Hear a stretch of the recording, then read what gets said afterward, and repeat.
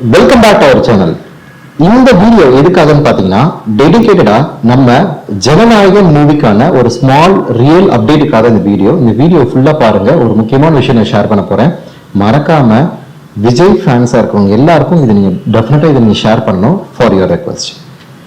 ஜனநாயகன் மூவியை பொறுத்த வரைக்கும் பாத்தீங்க அப்படின்னா, உங்களுக்கே தெரியும் மார்க்கெட்ல நிறைய டைப் ஆஃப் ஒரு இஷ்யூஸ் கிரியேட் ஆகிட்டே இருக்கு. டு பி ஃப்ராங்க், இது விஜயோட கடைசி படமாவே இருந்தாலும் நிறைய பேர் விஜய்க்கு ஆதரவா பேசி நீங்க பார்த்திருக்கீங்க. But at the same time இது என்னன்னா, இது ரொம்ப பெரிய ஒரு பாலிடிக்ஸா இருக்கு. நிறைய பேர் என்ன நினைச்சிட்டு இருக்கோம் அப்படின்னா, இது ஒரு பொலிட்டிக்கல் ரீதியான பாலிடிக்ஸ் மட்டும் தான் இருக்கும் அப்படின்ட்டு. பட் அது மட்டும் கிடையாது. இப்ப ரீசெண்டா பாத்தீங்கன்னா, ஈவன் நம்மளோட யூடியூப் சேனலே பராசக்தியோட லைவ், அதாவது என்னைக்கு ரிலீஸ் அன்னைக்கு காலையில போயிட்டு நான் தியேட்டர் போகும்போது பராசக்திக்கான பெரிய போஸ்டர் ஒண்ணு கூட இல்லை. ஃபுல்லாவே பாத்தீங்கன்னா விஜயோட பேனர்ஸ் தான் இருக்கு. கிரௌடும் கம்மியா இருக்கு. கூட்டம் வந்திருக்கு. ஃபர்ஸ்ட் டேல கூட்டம் வந்ததாக செஞ்சு இல்லைன்னு சொல்ல மாட்டேன்.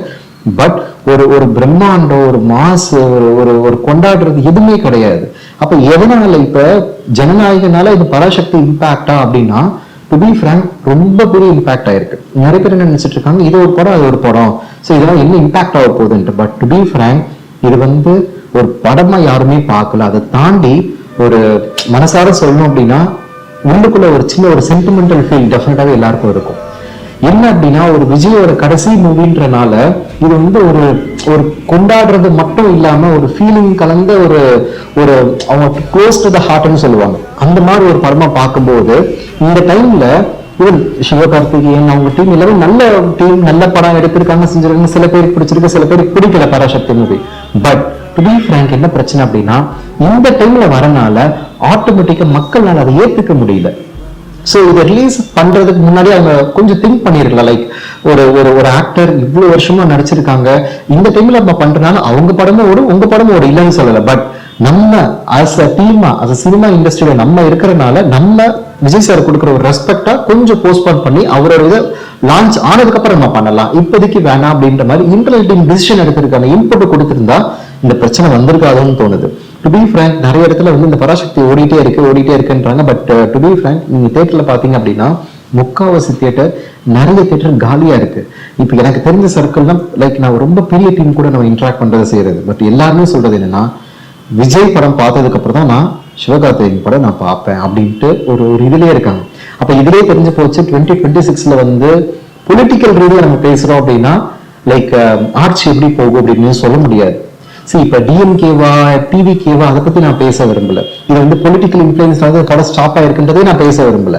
பட் டு பி ஃப்ராங்க், அதுக்கு பின்னாடி இருக்கிற சர்க்கம்ஸ்டன்சஸ்ல நம்ம பார்த்தோம் அப்படின்னா, அவங்க படமா பார்க்காம அவங்க ஒரு பிளட் அண்ட் சோல் அந்த மாதிரி பார்க்க ஆரம்பிக்கிறாங்க.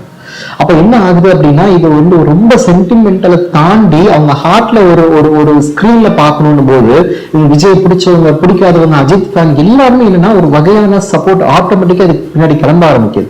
ஒன்லி ஃபார் த டியூ ரெஸ்பெக்ட்காக மட்டும்தான்.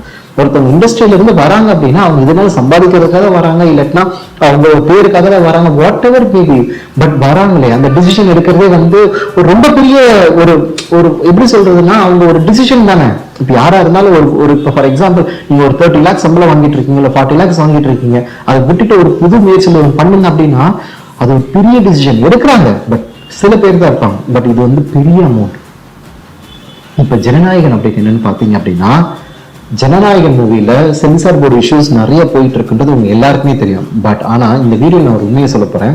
என்ன அப்படின்னா, எனக்கு தெரிஞ்ச சர்க்கிள் நியூஸ் என்னன்னா, ஜனநாயகனுக்கு எல்லாரும் இவங்க சைட்ல கொடுத்த இன்புட் இது ஏவா கொடுத்துருங்க அப்படின்ற மாதிரி இன்டர்னல் டீம் கூட பேச ஆரம்பிச்சிட்டாங்க. பட் ப்ராப்ளம் என்னன்னா, ப்ராப்பர் ஏ சர்டிபிகேட் கேட்டாலும் உங்க டக்குன்னு கொடுத்துட முடியாது. இவங்க பரவாயில்ல இப்படியே ரிலீஸ் மட்டும் பண்ணிருங்க, நீங்க ஏன் கூட போட்டு இது பண்ணிருங்க, டாக்ஸேஷன் பெனிஃபிட் இருக்கும் இருக்காது, அது செகண்ட். ஃபினான்ஷியலா நம்ம அதுக்கப்புறம் பார்க்கலாம், அது producer council will take care. But problem என்னன்னா, நீங்க ஏ சர்டிபிகேட்டும் நீங்க கேட்டாலும் கொடுக்க முடியாதுன்ற மாதிரி ஒரு ஸ்டேட்மெண்ட் இன்டர்னல் டிஸ்கஷன்ல வந்திருக்குன்ற இன்புட்.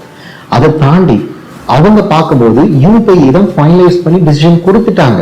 பட் இப்ப என்ன பிரச்சனைனா, வேணுமே இந்த problem to the core unknown person மூலியமா இது என்ன ஆகுது அப்படின்னா எக்ஸ்டெண்ட் பண்ணி அதை இதுக்கு அப்பீல், அதாவது இப்ப ஒரு சென்சார் போர்டுல நமக்கு ஒரு இன்புட் வருதுன்னா அதையும் தாண்டி அடிஷனல் இன்புட் இருந்து இதுக்கு இது மாதிரி நாங்க இன்புட் கொடுப்போம் அப்படின்ட்டு அதை ஹோல்ட் பண்றதுக்கான பேக் டு பேக் ப்ராசஸ் நடந்துகிட்டே இருக்கு. இது பொலிட்டிக்கல் இன்ஃப்ளூயன்ஸா இல்ல பீப்புள் இன்ஃப்ளூயன்ஸா இல்ல சினிமாவோட இன்ஃப்ளூயன்ஸா இல்ல ஒரு ஒரு தனிப்பட்ட நபரோடதா இல்ல ப்ரொடியூசர் கவுன்சிலோடதான்றதை நம்ம சொல்ல விரும்பல. ஏன் அப்படின்னா இந்த டைம், அதாவது இன்னைக்கு பாத்தீங்க அப்படின்னா ஜனவரி, இந்த டேட் இன்னைக்கு திங்கட்கிழமை, இன்னைக்கு பாத்தீங்க அப்படின்னா விஜய்க்கு அந்த கரூர் நடந்த இன்சிடென்ட்டுக்கு இன்னைக்கு சிபிஐ கவுன்சில்ல அவங்களை ஆஜர்படுத்த சொல்லியிருக்காங்க நியூ டெல்லியில. சோ இப்ப இந்த ப்ராப்ளம் நடக்கும்போது விஜய் இதுல ஆக்குப்பை ஆகுற மாதிரி ஒரு சுச்சுவேஷன் இப்ப அமைகிறது. இப்ப ப்ராப்ளம் என்னன்னா ஜனநாயகன் ரிலீஸ் ஆகுமா ஆகாதுன்ற ஒரு ப்ராப்ளம் போயிட்டு இருக்கு. அட் த சேம் டைம் விஜய்க்கு பயங்கர ப்ரெஷரைஸ்ட் என்விரான்மெண்ட் இப்ப போயிட்டு இருக்கு. ஏன்னா என்னதான் இருந்தாலும் நிறைய உயிர் வந்து போயிருக்கு. அது உண்மையிலேயே ரொம்ப கஷ்டமான விஷயம், நான் இல்லைன்னே சொல்ல மாட்டேன்.